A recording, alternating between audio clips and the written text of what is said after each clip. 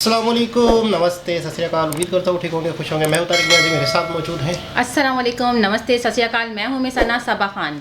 चलते हैं वीडियो की तरफ, करते हैं गपशप। तो दोस्तों, वीडियो का टाइटल है India versus Pakistan, why China wants both countries to fight. Bharat Pakistan में वॉर हो सकती है, लेकिन इस वॉर से फायदा किसे होगा? भारत को नहीं, पाकिस्तान को बिल्कुल नहीं। फायदा होगा चाइना को। खबर आई है कि पाकिस्तान DGMO ने इंडियन काउंटर पार्ट को कॉल करके सीज फायर मांगी है और इसके बाद दोनों साइड्स ने सीज फायर के लिए अग्री किया। ये सीज फायर कब तक चलेगा, इस पर हमें कोई क्लैरिटी नहीं है। कैसे? क्योंकि चाइना के पास एक नहीं तीन रीजंस है भारत को वॉर में उलझाने के, जिससे उनकी इकोनॉमी को फायदा हो सकता है। क्या है चाइना के ये 3 रीजंस? चलिए समझते हैं आज के इस वीडियो में। ये है हमारी सीरीज पाकिस्तान एक्सप्लेन, जहां हम हमारे प्यारे नेबर पाकिस्तान को समझने की कोशिश करते हैं, लेकिन एक इंडियन पर्सपेक्टिव से। अगर आप भी हमारी तरह पाकिस्तान के बारे में क्यूरियस है तो चैनल को सब्सक्राइब कर दीजिए। चलिए वीडियो की शुरुआत एक सवाल से करते हैं। क्या आपने 3 इडियट्स देखी है? 3 इडियट्स में एक कैरेक्टर है चतुर, जो एग्जाम से पहले हर दूसरे स्टूडेंट के कमरे में एक लड़कियों की फोटो से भरी मैगजीन खिसकाता था। क्यों? उन्हें डिस्ट्रैक्ट करने के लिए। क्योंकि चतुर स्मार्ट है।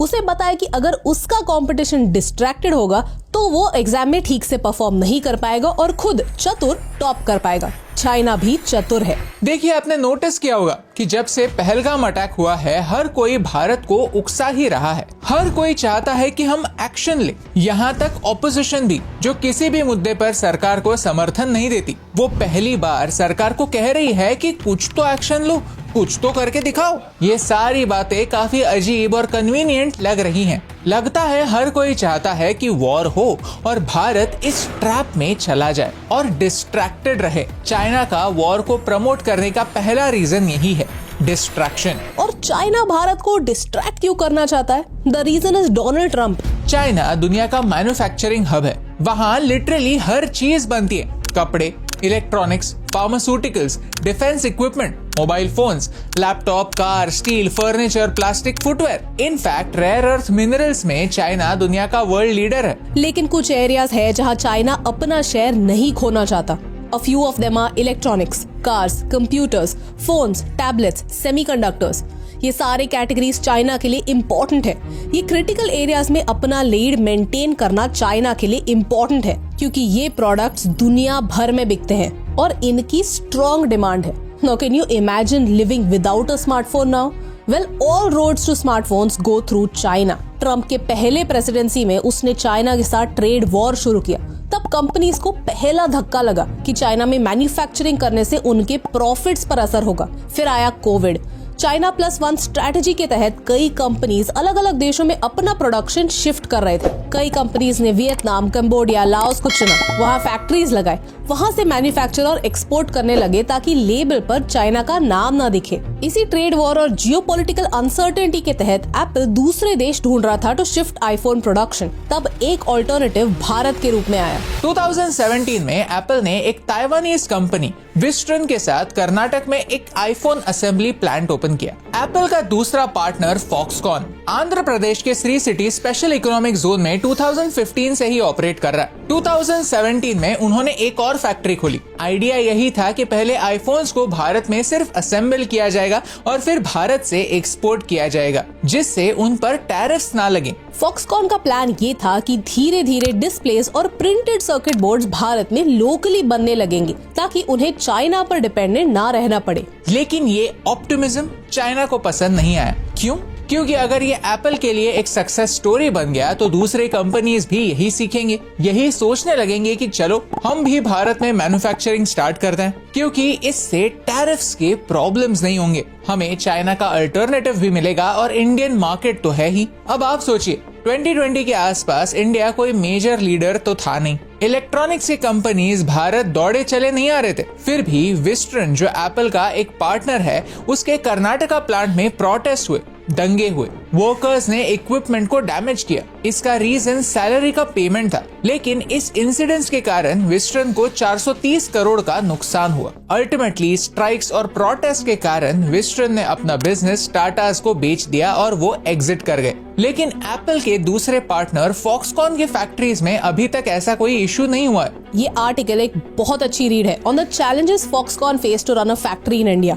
यहाँ आप भारत और चाइना के बीच डिफरेंसेस देख और समझ सकते हैं। फॉक्सकॉन ने इनिशियली तो चैलेंजेस फेस किए थे, लेकिन उन्होंने पुश करके आईफोन 15 को फुल्ली इंडिया में असेंबल किया था, which was a big deal globally, क्योंकि ये प्रूफ था कि आईफोन्स चाइना के बाहर भी बन सकते हैं। Of course, this was not 100% perfect क्योंकि कई इंटरमीडिएट कंपोनेंट्स चाइना से ही आते हैं जो भारत में अभी तक नहीं बन रहे। लेकिन for a country with no record of doing anything in the electronic space ये एक काफी बड़ा माइलस्टोन था। कई लोग भारत की स्मार्टफोन जर्नी साइड लाइन से देख रहे थे and in fact in recent times ये आईफोन स्टोरी भारत से आने वाली सबसे बड़ी स्टोरी है। एप्पल आज $22 बिलियन के स्मार्टफोन्स भारत में बनाता है और उन्हें दुनिया भर में एक्सपोर्ट करता है। 2024 में 1 लाख करोड़ के आईफोन्स भारत से एक्सपोर्ट हुए थे। इनफैक्ट पहले जब सारे कंपोनेंट्स बाहर से आते थे, अब 15 to 20% वैल्यू एडिशन भारत से ही होता है, यानी डोमेस्टिक कंपनीज इस ग्रोथ का हिस्सा बन रही हैं। लेकिन चाइना इस सक्सेस स्टोरी को ज्यादा कंटिन्यू नहीं होने देना चाहता।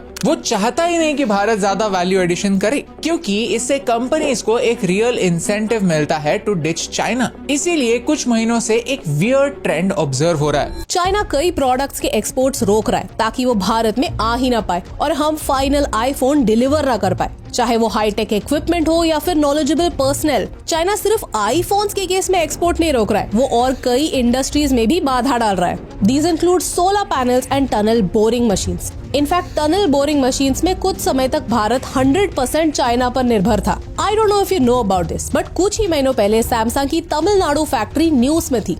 क्यों? क्योंकि वहाँ के लेबरर्स अपने कोरियन काउंटर पार्ट से पे पैरिटी मांग रहे थे। उन्हें उतने ही पैसे चाहिए थे जितने कोरिया में मिलते हैं और इसी बात को लेकर स्ट्राइक्स और डिलेज हो रहे थे। ये स्ट्राइक्स हर कुछ महीनों में शुरू होते हैं, फिर बंद होते हैं और फिर वापस शुरू हो जाता है। अगर आपको लग रहा होगा कि सैमसंग के लेबर यूनियन प्रोटेस्ट के चाइना से क्या संबंध है, then let me tell you that on 7th May after India launch operation Sindoor, Samsung union has decided to strike again on May 13th। Samsung के ये protest centre of Indian trade union से backed है, which is the labour wing of communist party of India. The rest I leave to your discretion and understanding. China चाहता है कि हम war में इतने डिस्ट्रैक्टेड रहे कि इन इकोनॉमिक इश्यूज पर फोकस ना कर पाए, और ट्रम्प के टैरिफ्स की वजह से चाइना को जो नुकसान हो रहा है, तो इन 4 सालों में भारत चाइना के सारे बिजनेसेस ना खा जाए। तीसरा और सबसे इम्पोर्टेंट रीजन है डेमोन्स्ट्रेशन। अब भारत ने ऑपरेशन सिंदूर लॉन्च कर दिया है। हमने 9 टेरर कैंप्स को एक्सटर्मिनेट कर दिया और 100% चांस है कि पाकिस्तान कुछ न कुछ करेगा। इनफैक्ट उन्होंने ऑलरेडी जम्मू के पूंछ सिटी में हैवी इंडिस्क्रिमिनेट शेलिंग करना शुरू कर दिया है। पाकिस्तान ने अपने साइड से हर तरह का एस्केलेशन किया है।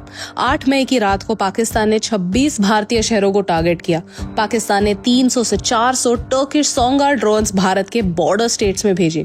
LOC पर भारी मात्रा में सिविलियन एरियाज पर शेलिंग की। श्रीनगर में भी ड्रोन अटैक्स हुए। भारतीय सेना ने जमकर इन सब का रिस्पॉन्स दिया।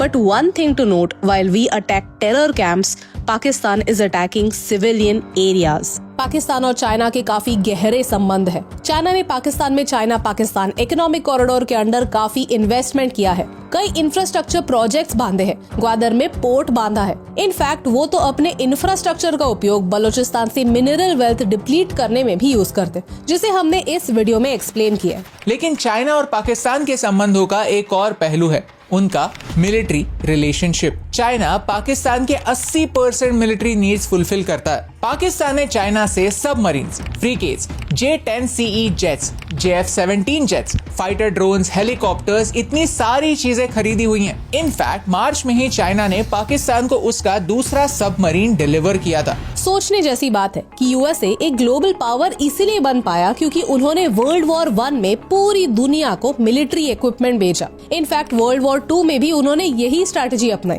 और वॉरिंग नेशन से बहुत पैसा कमाया। चाइना के मिलिट्री इक्विपमेंट पर ग्लोबली ज्यादा ट्रस्ट नहीं है। शायद यहाँ भी मेड इन चाइना मतलब अनरिलायबल। लो क्वालिटी, ये रेपुटेशन उनका पीछा करता है। But what better way to showcase how good their equipment is than getting their vassal state to fight an endless war with India. इस वॉर से हमारे enemies का फायदा ही फायदा है। चाइना भारत के मैन्युफैक्चरिंग एम्बिशंस पर रोक लगा सकता है। अगर भारत एक एंडलेस वॉर में फंस गया तो फिर भारत का सारा अटेंशन, पैसा इसी वॉर में लग जाएगा और फिर हमारी इकोनॉमिक प्रोग्रेस डिरेल हो जाएगी। यूएसए और रशिया को भी फायदा है, क्योंकि अगर हम एक वॉर में उलझ गए तो उनसे डिफेंस परचेसेस इंक्रीज होगी। फ्रांस भी यही एक्सपेक्ट कर रहा है कि हम उनसे और रफाल जेट्स खरीदें। टर्की, मलेशिया, कतर जैसे देशों ने ऑलरेडी ओपनली पाकिस्तान को सपोर्ट किया है। तो बचते हैं हम। भारत ने ऑपरेशन सिंदूर कैरी आउट किया, हमने 9 टेरर कैंप्स को डिस्ट्रॉय किया। ये बात तो तय है कि एक लंबे वॉर से पूरी दुनिया का फायदा होता है और हमारा सिर्फ और सिर्फ नुकसान। एज सिटीजन्स हमें सतर्क रहना है, क्योंकि पूरे इंटरनेट पर पाकिस्तान और चाइना के प्रोपेगेंडा अकाउंट्स भरे पड़े हैं जो इंडियंस के नाम से अकाउंट बनाकर नेगेटिव न्यूज फैलाते रहेंगे। यही समय है कि हम सब भारतीय मिलकर अपने देश को इकोनॉमिकली ग्रो करने पर फोकस करें, क्योंकि बहुत लोग हैं जो हमारे इकोनॉमिक ग्रोथ पर बुरी नजर डाले हुए हैं। एक बात तो तय है कि पाकिस्तान कोई भी चीज अपने खुद के दिमाग से नहीं करता, हमेशा पीछे कोई ना कोई स्ट्रिंग्स को कंट्रोल करता है और पाकिस्तान कठपुतली जैसे सिर्फ यस सर करता है, चाहे इससे उनके नागरिकों को कितनी भी परेशानी क्यों न हो। आपको लग रहा होगा कि मैं बिना वजह पाकिस्तान का अपमान कर रही हूँ, लेकिन वो तो खुद ही कह रहे हैं। हाल ही में एक पाकिस्तान के एक जनरल की क्लिप वायरल हुई थी। Listen to this, where he says कि Pakistan did dirty work for other countries before. You do admit, sir, that Pakistan has had a long history of backing and supporting and training and funding these terrorist organizations. We have been doing this dirty work for United States for about 3 decades, But अब वो innocent है। Similarly, Bilawal Bhutto कहते हैं कि previously Pakistan used to help other countries to do their dirty work, but that is all a matter of the past. सबको पता है कि पाकिस्तान ने अमेरिका के लिए मुजाहिदीन को ट्रेन किया था, जिन्होंने रशिया के अगेंस्ट अफगानिस्तान में वॉर लड़ी थी, और इसी मुजाहिदीन से तालिबान बना और अल कायदा भी। एट द सेम टाइम इन्हें ट्रेन करते करते पाकिस्तान ने पंजाब और कश्मीर में कई स्लीपर सेल्स को ट्रेन किया है, ताकि वो बार बार भारत को अंदर से तोड़ सके। My question is, who the hell is believing these guys and how important is it that they are admitting that they are glorified guns for hire? क्योंकि अगर इससे पहले पाकिस्तान ने पैसों के लिए दूसरे देशों के गंदे काम किए हैं, तो अब वो अचानक से इनोसेंट कैसे बन सकता है? क्या उन्हें इन क्राइम्स की सजा मिली? नहीं। ओसामा बिन लादेन का ही एग्जाम्पल लेते हैं। चलो मान भी लिया कि एक जमाने में वो उनके हीरो थे, लेकिन फिर उन्हें पनाह तो 9/11 के बाद भी पाकिस्तान ने दी हुई थी। ये सारे मुद्दे हमें बार बार रिपीट करने होंगे, दुनिया को याद दिलाने होंगे। चाइना चाहता है कि वॉर हो ताकि वो प्रॉफिट कर सके, भारत को डिस्ट्रैक्टेड रख सके, हमारे इकोनॉमिक एम्बिशंस को तोड़ सके और उनकी मिलिट्री कैपेबिलिटी को दुनिया के सामने प्रूव कर सके, ताकि अगर अमेरिका उनसे ट्रेड नहीं करता तो ठीक है, दूसरे देश उनसे हथियार खरीद लेंगे और चाइना का दुकान चलता रहेगा। इसीलिए हमें भारत को ग्रो करने पर अपने एफर्ट्स लगाने होंगे। कोई भी न्यूज शेयर करने से पहले उसे वेरीफाई कीजिए। याद रखिए कि भारत के दुनिया में बहुत कम असली दोस्त हैं, and in geopolitics there are no permanent friends, only temporary interest. और यही इंपॉर्टेंट बात आप तक पहुंचाने से मुझे फर्क पड़ता है। जी जनाब, सबसे पहले तो मैं अभियन नहू का ये जो चैनल है या इनकी जो ये वीडियो है, इसकी बड़ी तारीफ़ करूँगा कि बहुत ही डिटेल से और असल मुद्दे की तरफ लोगों की तवज्जो दिलाई है। इस वक्त दोनों कंट्रीज़ में दोनों आवाम की तरफ से ये कहानी चल रही है कि एग्रेशन यानी बदला, वहाँ पर भी यहाँ पर भी, और उनको मारा जाए इधर से और उनको मारा जाए। कोई भी शायद मतलब अगर किसी से भी सवाल किया जाए, पूछा जाए, तो हर शख्स का यही है कि नहीं मतलब चढ़ाई करो और वहाँ पर लोगों को मारो या और जंग आगे बढ़े। मतलब मसले को सॉल्व करना या रोकने वाले कम हैं और बढ़ाने वाले ज़्यादा हैं। मतलब उस नफ्सा नफ्सी में या उस एग्रेशन में ये बहुत ही खूबसूरत वीडियो है जिसने हकीकत की तरफ तवज्जो दिलाई है। मैं समझता हूँ कि यार रियल हकीकत ये है कि हम कठपुतली बने हुए हैं, हम दूसरों के फ़ायदे कर रहे हैं, करवा रहे हैं, यानी दुनिया जो है उसका बेनिफिट ही है, दुनिया का फ़ायदा ही है। अगर पाकिस्तान और इंडिया की जंग होती है, और ये बहुत पहले बहुत सारे लोग ये बात करते भी हैं, लेकिन ये कि इस वक्त जो सिचुएशन है कि उसने मारा तो वो भी मारे, उसने मारा तो उसका बदला, उसका बदला तो उसका बदला, सिर्फ यही सिचुएशन चल रही है। और अभी अगर ये सीज़ फायर ना होता तो पता नहीं और कितनी जानें ज़ाया हों दोनों जानिब से। मैं तो अक्सर ये सोचता हूँ कि अगर किसी भी कंट्री का कोई भी बाशिंदा है, कोई भी शख्स है, वो है तो एक आम इंसान, उसका इस जंग से क्या लेना देना, मतलब अगर किसी की जान जाती है तो उसका क्या कसूर था। मतलब ज़्यादातर जो है ना आम इंसान परेशानी में, होता है। बच्चे मासूम, उन लोगों को तो अभी दुनिया में देखनी है खुशियाँ, और बच्चे इतने ज़्यादा मासूम परेशान हो रहे हैं कि क्या बातें चल रही हैं, बड़े क्या बातें कर रहे हैं कि इंडिया पाकिस्तान की जंग हो रही है, और इस तरीके से बच्चे भी खौफ में हो जाएंगे। और सिर्फ यहाँ पाकिस्तान के ही नहीं बल्कि इंडिया में भी मासूम बच्चे हैं, औरतें हैं, और जितने भी मेरे वहाँ पे भाई हैं, सब बहनें, सभी परेशान हैं। आप देख रहे होंगे सोशल मीडिया पे कितनी ज़्यादा जो है वहाँ की आवाम भी नहीं चाह रही है कि जंग हो। ऐसे ही है। तो उस सूरत हाल में फ़ायदा दुनिया का हो रहा है जी, ये हमें समझना चाहिए कि दुनिया इससे फ़ायदा उठा रही है। तो हमें इस चीज़ों, मतलब इस देखें ना, अगर हम हथियार ख़रीद रहे हैं या इंडिया हथियार ख़रीद रहा है, जो भी हथियार ख़रीद रहा है, तो किससे ख़रीद रहे हैं? कोई शायद कोई फ्रांस से ख़रीद रहा है, कोई हम चाइना से ख़रीद रहे हैं, कोई अमेरिका से ख़रीद रहा है, तो बेनिफिट तो उनका है, एक उनकी इकोनॉमी। हमारे यहाँ तो गुर्बत वैसे ही है, हमारे यहाँ तो परेशानी वैसे ही है, तो और हमारा मुल्क अगर ओवरऑल देखा जाए तो गुर्बत में चला जाएगा। तो इस नफ्सा नफ्सी में या इस टेंशन वाली जगह पर बहुत ही खूबसूरत वीडियो है, जिसको यूँ समझ लो कि मैं समझता हूँ कि जितने इंडियंस हैं वो शेयर करें कि हम किसी की कठपुतली ना बने, और किसी भी पॉलिटिकल इश्यूज की वजह से इतने ज़्यादा जज्बाती नहीं हों कि नहीं होना। अपनी तबीयतें भी ख़राब करें, क्योंकि बहुत ज़्यादा जो है फेक न्यूज़ भी हैं, बहुत ज़्यादा सोशल मीडिया पर, मीडिया पर, कहीं पर भी आप लोगों को खुद अपना माइंड यूज़ करना होगा कि कौन जो है वो बैठकर सही बात कर रहा है, कौन ह्यूमैनिटी की बात कर रहा है, और ये आपको खुद समझना होगा। तो अपने आप को कूल डाउन रखें और ऊपर वाले से दुआ करते रहें, क्योंकि अगर जंग होती है, वो नहीं रुकती है, तो सबका ही नुकसान है। बिल्कुल ऐसा ही है। तो दोबारा किसी और वीडियो से आपसे मुलाकात होती है, जब तक के लिए अल्लाह हाफिज़।